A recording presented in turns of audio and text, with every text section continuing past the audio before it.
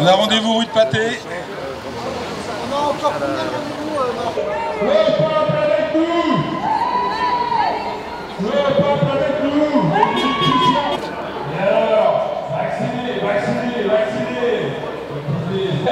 Savez-vous bien aujourd'hui, Jean nous encourage. Ça va de nos journalistes qui se contentent, qui ne font que de la propagande à un niveau totalement écœurant. On vous ment. Il vous ment. Le gouvernement vous ment avec ses médias. Les journalistes. Les journalistes qui trahissent leur métier, leur beau métier. Le peuple avec nous. La police avec nous, l'armée avec nous, les gendarmes avec nous. Réveillez-vous. Réveillons-nous pour que tout ce cirque s'arrête. Plus de 3 ans de maltraitance par un gouvernement qui gère une pseudo-crise sanitaire de façon tout à fait brutale, qui nous manipule, mais ils n'arrêtent pas de nous prendre pour des imbéciles. Allez, on laisse sortir. Le peuple avec nous. Le peuple avec nous, la jeunesse avec nous. Protégeons la jeunesse de ce qui arrive. Si la monnaie numérique programmable se met en place, c'est non seulement la liberté des adultes, mais c'est l'avenir des enfants qui est en jeu. On va les inciter, c'est déjà commencé. On incite les gens, déjà, nos enfants, à vérifier si c'est bien le sexe qu'ils auraient bien voulu. On leur apprend à se masturber dès l'âge de 4 ans. Mais alors, mais c'est quoi? C'est invraisemblable. Et pourtant, c'est bien cela qui arrive. C'est-à-dire, c'est une manière de mettre les gens en sidération. Parce que ce qui se passe, ce qu'ils disent, c'est tellement énorme que ça n'est pas possible. Comme le confinement à l'époque. Comme le confinement, comme les auto-autorisations de sortie. Finalement, quand on y repense, c'était tellement débile. On l'a fait. Mais ça joue énormément sur nos comportements, sur le comportement de la masse. C'est-à-dire que on ne peut plus réfléchir, on ne peut plus comprendre, et donc pour garder quand même quelques repères, eh ben on se dit, c'est la télé qui dit la vérité. Eh ben c'est pas vrai. La télé, elle vous enfume. On vous ment. On vous ment. Et c'est maintenant que les gens, tous ensemble, doivent réagir et dire « Eh oh, ça suffit ». Parce que sans ça, Crédit social à la chinoise. sans ça, eh ben ça veut dire que nous ne sommes que des animaux stupides. Il y arrive, hein. On parlait de Google, on parle des publicités. Quand on regarde bien la façon dont se fait la publicité, y compris dans le métro et ailleurs, mais c'est d'un débile. C'est d'un débile. Mais ils nous prennent pour des cons. Et alors si on ne réagit pas, les uns les autres, ben c'est qu'ils ont raison. Alors montrons qu'on est un temps soit peu intelligent. N'est-ce pas? Voilà, qui veut prendre la parole? Donc nous continuons notre petit tour des médias internet. Et là, on est devant Wikimedia. Alors, Wikimedia, ils n'ont pas d'enseigne, on ne peut pas les voir directement dans la rue. On a trouvé leur adresse. Et Wikimedia, pourquoi on les a choisis? Wikimedia, peu de gens les connaissent. Finalement, en fait, c'est un système un petit peu alternatif qui fonctionne avec Wikipédia, qui permet de gérer toutes les images de Wikipédia et toutes les vidéos. On l'a choisi parce qu'en fait, on n'a pas trouvé Wikipédia qui, lui, a une vraie influence sur la population.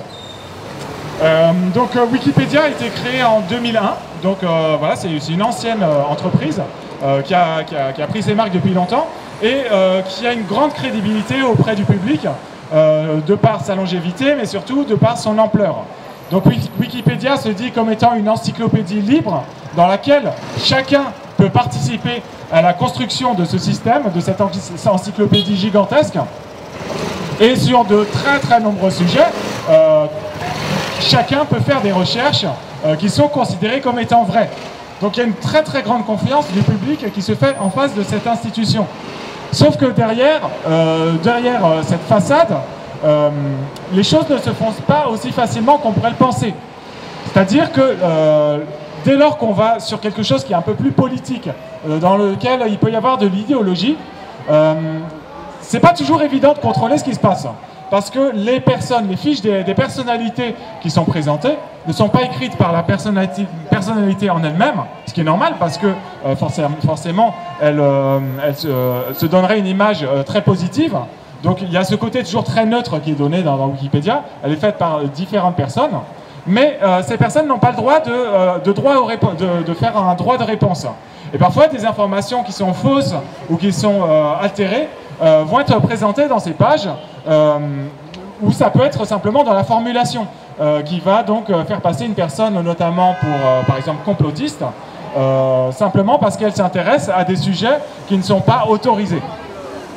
Et dès lors que cette personne ou d'autres personnes souhaiteraient faire des corrections, en fait, ce qui se passe, c'est que on a des sortes de super administrateurs, des personnes qui sont là depuis assez longtemps dans ce système, qui peuvent censurer finalement ces modifications.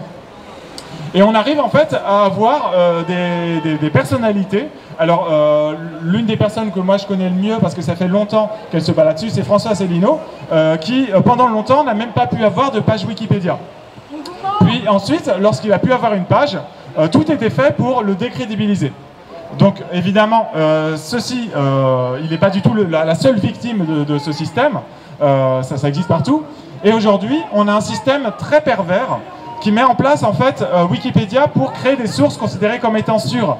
Et en fait, ce système va fonctionner avec des fact-checkers qui vont présenter des choses sur leur site internet, qui vont ensuite être reprises sur Wikipédia, qui vont être considérées comme étant quelque chose de sûr, et sur lesquels ensuite les grands médias vont puiser leur information pour finalement décrédibiliser des idées, décrédibiliser des personnalités. Et donc finalement ces fact-checkers qui sont souvent autoproclamés, finalement accompagnés des administrateurs qui vont dans leur sens de Wikipédia, vont créer des nouvelles sources sur lesquelles chacun peut se baser comme étant la vérité. Donc il faut tout à fait se méfier dès lors que vous recherchez des informations politiques sur Wikipédia. Vous pouvez tout à fait lire le contenu, ça fait une source parmi d'autres. D'ailleurs, on vous incite, quels que soient les médias que vous suivez, de ne pas suivre une seule source, de toujours vous fier à plusieurs sources, des sources officielles, des sources alternatives, pour faire votre jugement, et de trier les informations, comment on appelle ça, de croiser les informations, pour essayer de trouver quel est le vrai du faux. Donc cette information des fact-checkers en lien avec Wikipédia a été particulièrement développée par François et par Idriss Aberkan, qui ont fait un travail très intéressant sur le fact-checker Fact and Furious. Je vous invite à faire des recherches là-dessus, qui démontrent vraiment la supercherie. Je ne vais pas le développer, mais dernièrement on a eu une grosse affaire aussi. Je le développerai peut-être sur la suite du parcours. Toute l'affaire du fonds Marianne par Marlène Schiappa, qui a un lien aussi avec les fact-checkers. Et donc finalement, voilà, ces fact-checkers sont partout, sont là pour modifier l'opinion de la population. Merci. One last thing we wanted to pick up on. Une dernière chose sur laquelle nous voudrions réagir. We tell you the media is not telling the truth. On vous dit que les médias ne disent pas la vérité. In the UK, we have something called the Yellow Card Scheme. Au Royaume-Uni, il y a quelque chose qui s'appelle la Yellow Card Scheme, c'est-à-dire l'offre de la carte jaune. Yellow Card Scheme. Which is where the people that blindly believed their governments and the media had the experimental injection. Qui est l'endroit où les personnes qui sont du gouvernement ou des médias ont les injections expérimentales. Which was an experiment until 2023. Qui a été une expérimentation, cette injection expérimentale, jusqu'à maintenant, 2023. The good people of the world were not told of the side effects that these injections may cause. Et toutes les bonnes âmes du monde n'ont pas été informées des effets indésirables, des effets secondaires que ces injections pouvaient causer. We have millions of people around the world that have sadly been harmed, injured, and even more sadly, been killed by these experimental injections. Il y a des millions de personnes tout autour du monde qui ont été abîmées, qui ont été rendues malades ou même malheureusement qui sont mortes à cause de ces injections. Now in England, this is the point. In France, it seems like that the government are not accepting that these medical interventions are being harmful. Alors, en France, il semblerait que notre gouvernement ne veut même pas accepter de reconnaître que ces injections expérimentales ont été dommageables pour notre santé. In England, the government has now released where if you are vaccine injured or sadly your loved one has been killed by these experiment injections, you will get for death £120,000. Donc en Angleterre, contrairement à la France, le gouvernement a décidé d'attribuer à des personnes qui ont perdu quelqu'un du vaccin 124 000 livres. Une compensation de 124 000 livres si vous avez perdu quelqu'un du vaccin ou qu'il a subi des effets indésirables. Which we know is an absolute insult. Ce que l'on sait, on sait que c'est une insulte complète. 124 000 pounds, c'est une insulte. I know people personally that have been injured by these injections. Je connais, et Wayne connaît, nous connaissons tous personnellement des personnes qui ont été abîmées, qui ont été endommagées, qui sont tombées malades à cause de ces vaccins. I know people personally, okay, and I go to something called The Truth Be Told, and it's in London, and it gives a voice to the vaccine injured. Ah, merci. Alors pour la précision, 125 000 pounds, ça fait 143 000 euros. Et donc Wayne, qui connaît aussi personnellement des gens qui ont été endommagés par ce vaccin, il va à des marches, il discute avec ces marches de la vérité soit faite, il discute avec des victimes des effets indésirables. On les connaît tous. People are suffering from blood clots, heart attacks, blindness. I know a very, very lovely guy who is in his 80s, a retired guy who spends his afternoons, he might go and have a cheeky little pint in the pub. He went and had his second injection. He said, Wayne, I feel very sleepy. Ces effets indésirables, on sait qu'il y a des gens qui ont des caillots de sang, qui ont des attaques cardiaques, des crises cardiaques, qui ont de la cécité. Wayne, il a quelqu'un qui connaît particulièrement, quelqu'un qui connaît personnellement, avec qui il était en train de rigoler au pub, et ce copain, il s'est fait faire son injection, et juste après, il lui dit quoi, Wayne, je me sens tout fatigué, je me sens endormi. Now what I'm saying, these vaccine injured people are everywhere, and globally they need to have a voice. Et donc ce monsieur a retrouvé à peu près 30% de sa vue, mais maintenant il doit avoir des injections constantes dans les yeux pour réussir à voir un petit peu. Et donc ce que on vous dit, c'est que des effets indésirables du vaccin et des personnes victimes, on doit tous se mettre en réseau tout autour du monde pour lutter, parce que c'est absolument insupportable, c'est intolérable. So the biggest point is, our good people should have had informed consent globally. We were not given informed consent. So the governments lied and people died. Et donc ce qu'on vous dit, c'est qu'il nous faut un consentement éclairé pour ce genre de décision. Il n'y a pas eu de consentement éclairé pour cette injection. Les gouvernements ont menti. Ils ont menti tout du long. Ils nous ont ils nous ont empêchés d'avoir un consentement éclairé. Also research Matt Hancock from the UK. This guy stockpiled on morphine and midazolam. Alors, on revient sur donc Matt Hancock, le ministre de la Santé. Il faut faire des recherches sur ce qu'il a fait avec le midazolam en encourageant la prise de midazolam. But you know, Wayne, we have a health minister here too.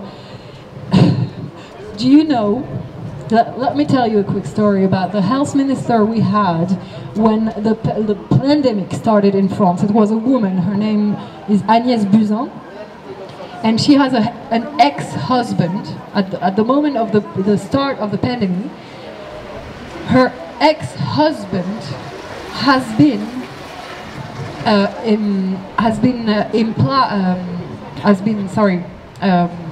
in the opening investigation, inauguration of the Wuhan lab. Okay. Yeah, So the health minister, and after that health minister, we had a second health minister because she was gone very quickly, and the second health minister, I think it's fair to call him a clown, but nobody take him seriously. So yeah, research Matt Hancock, the health minister. Donc faites vos recherches sur Matt Hancock, le ministre de la Santé britannique, et tous les ministres de la Santé qui nous ont amenés dans cette absence de consentement éclairé. They murdered our elderly. They murdered our elderly in the care homes with morphine and midazolam, okay? Tout à fait. Ils ont tué nos anciens dans les maisons de retraite avec le Rivotril. Rivotril en France, midazolam en Angleterre. Ils ont tué nos anciens, nos grands-mères, nos grands-pères. Ils les ont tués. But just remember, the world is a stage. Everyone you see in Parliament have got a part to play, okay? They're all actors, they all have their part, and they're all puppets, okay? So when I say Matt Hancock done this, right, who knows if that is his real name? We have no idea who these people are that have been selected and not elected by us good people. So Matt Hancock, toutes ces personnes du gouvernement, ce sont des marionnettes. Matt Hancock, on n'est même pas sûr que c'est son vrai nom. Voilà, ces personnes sont sélectionnées et pas élues, et on doit se demander comment ça se fait qu'elles sont sélectionnées, comment elles sont sélectionnées. On doit chercher à comprendre comment ces gouvernements sont mis en place sans notre consentement éclairé non plus.